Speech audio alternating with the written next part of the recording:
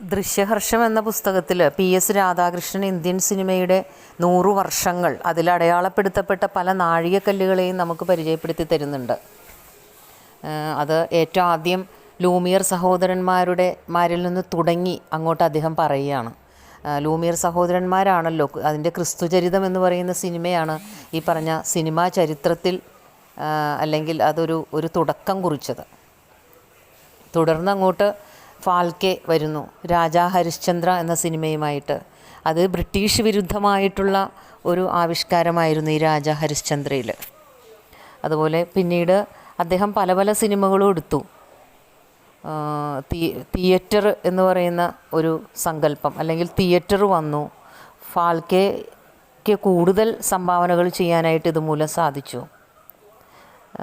ഫാൽക്കെയെ സംബന്ധിച്ച് പറയുമ്പോൾ സ്വദേശിവാദമാണ് അദ്ദേഹത്തിൻ്റെ ഒരു പ്രധാനപ്പെട്ട ഒരു പ്രത്യേകത. സ്വാതന്ത്ര്യം നേടുന്നതിന് മുമ്പുള്ള കാലഘട്ടമാണല്ലോ.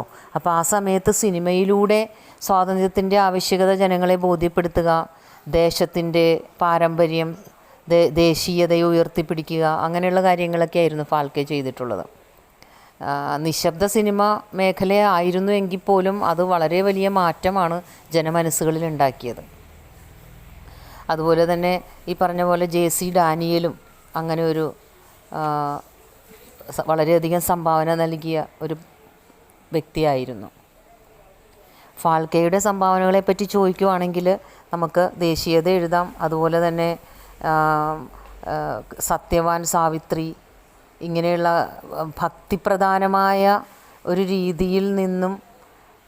രീതിയിലേക്ക് ജനങ്ങളെ കൊണ്ടുവന്നു എന്നുള്ളതാണ്. അതിൻ്റെ കാരണം കഥാസിനിമ നിർമ്മിക്കുക എന്നുള്ള ഒരു ഉദ്ദേശമായിരുന്നു ദാദാ സാഹിബ് ഫാൽക്കെയുടെ ചലച്ചിത്ര സംരംഭങ്ങളെല്ലാം തന്നെ ലാക്കാക്കിയത്. പിന്നെ അതുപോലെ തന്നെ ബാലഗംഗാധര തിലകൻ്റെ രാഷ്ട്രീയ ശാസ്ത്രവുമായിട്ടുള്ള ഒരു താദാത്മ്യം പ്രാപിക്കൽ അല്ലെങ്കിൽ അതിനോടുള്ള യോജിപ്പ് അദ്ദേഹത്തിൻ്റെ ചലച്ചിത്രങ്ങളിലെല്ലാം പ്രകടമാണ്. രാഷ്ട്രനിർമ്മാണത്തിൻ്റെയും സാമ്പത്തിക രൂപീകരണത്തിൻ്റെയും ഒരു ഉപാധിയായിരുന്നു അദ്ദേഹത്തിന് സിനിമ. ആ സിനിമയിലൂടെ സ്വദേശിവാദത്തിലൂടെ അദ്ദേഹം ചെയ്തത് അതാണ്. അപ്പോൾ സ്വാതന്ത്ര്യം നേടുന്നതിന് മുമ്പുള്ള കാലത്ത് സിനിമയ്ക്ക് അങ്ങനെ ഒരു ധർമ്മം കൊടുക്കാനുണ്ട് എന്നുള്ളതാണ് അദ്ദേഹം വിശ്വസിച്ചിരുന്നത്. അപ്പോൾ അതിൻ്റെ സിനിമകളിലും അദ്ദേഹം അത് തന്നെ കാണിച്ചു തന്നു നമുക്ക്. ഇനി JC ഡാനിയലിനെ സംബന്ധിച്ച് പറയുമ്പോൾ വളരെ തികച്ചും യാഥാസ്ഥിതികമായ ഒരു സാഹചര്യത്തിലാണ് അദ്ദേഹം സിനിമാ രംഗത്തിലേക്ക് വരുന്നത്. കടുത്ത ദാരിദ്ര്യം നേരിടേണ്ടി വന്നിട്ട് പോലും അദ്ദേഹം സിനിമയോടുള്ള പ്രതിബദ്ധത ഉപേക്ഷിച്ചില്ല എന്നുള്ളതാണ്. ശബ്ദസന്നിവേശം വന്നതോടുകൂടി വളരെ വലിയ മാറ്റം സിനിമാ രംഗത്തുണ്ടായി. 1930കളിൽ അങ്ങനെ വലിയ മാറ്റങ്ങളുണ്ടായ ഒരു വർഷമായിട്ട് പറയാൻ സാധിക്കും. സ്വാതന്ത്ര്യത്തിന് ശേഷമാണെങ്കിൽ വന്ന മലയാള സിനിമാ ചരിത്രത്തിലൊരു മാറ്റം വരുന്നത് 1960കളിലാണ്. അതോടുകൂടി ഇന്ത്യയിൽ ജനകീയ ദേശീയത സിനിമകളിലൂടെ കാണിക്കാൻ തുടങ്ങി. അതിരുകളില്ലാത്ത രീതിയിൽ ബംഗാളി, കന്നഡ അങ്ങനെയുള്ള പല പല ഭാഷകളിലും ഈ രാഷ്ട്രീയ തീവ്രത അല്ലെങ്കിൽ തീവ്ര ചിന്താഗതി പ്രകടമായിരുന്നു. അങ്ങനെ പല പല പ്രത്യേകതകൾ ഇന്ത്യൻ സിനിമയുടെ 100 വർഷങ്ങൾ എന്നതിലൂടെ ഈ രാധാകൃഷ്ണൻ എടുത്ത് കാണിക്കുന്നുണ്ട്. പിന്നെ വടക്കൻ പാട്ട് സിനിമകളെക്കുറിച്ചും അദ്ദേഹം ഇതിൽ പറഞ്ഞു പോകുന്നുണ്ടല്ലോ. വടക്കൻ പാട്ട് സിനിമ 1961 ഉണ്ണിയാർച്ച എന്ന് പറയുന്ന സിനിമയിലൂടെ തുടങ്ങുന്നു. അതെന്തുകൊണ്ടാണെന്ന് ചോദിച്ചാൽ പുരാണ ഇതിഹാസങ്ങൾ അതിനെ അപേക്ഷിച്ച് മനസ്സുകളിൽ സ്ഥാനം പിടിക്കുന്ന ഇതുപോലുള്ള വീരസാഹസികരായിട്ടുള്ള നേതാക്കന്മാരെ നാടുവാഴിത്തത്തിനെതിരെയൊക്കെ പ്രവർത്തിക്കുന്ന രീതിയിൽ അവരെ കൊണ്ടുവരിക എന്നുള്ളതാണ്. വീരകഥാഗാനങ്ങളുടെ കൂട്ടത്തിലാണ് വടക്കൻ പാട്ടുകൾ ഉൾപ്പെടുത്തിയിരിക്കുന്നത്. അപ്പോൾ കുടുംബം എന്ന സ്ഥാപനത്തെ മാത്രമല്ല നാടുവാഴിത്ത അധികാരത്തെയും ഇതിലെ സ്ത്രീകൾ വെല്ലുവിളിക്കുന്നുണ്ട്.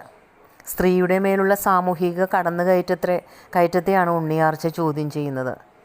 അതുപോലെ പെണ്ണിനെ പ്രദർശിപ്പിക്കുന്ന നാട്ടുനടപ്പ് അതിനെതിരെ ഉറുമിയിലൂടെയാണ് ഉണ്ണിയാർച്ച ചോദ്യം ചെയ്യുന്നത്. ധൈര്യം, ധീരത അതിൻ്റെ ഒരു പ്രതിരൂപമായിട്ട് ഉണ്ണിയാർച്ചയെ പറയാറുണ്ട്.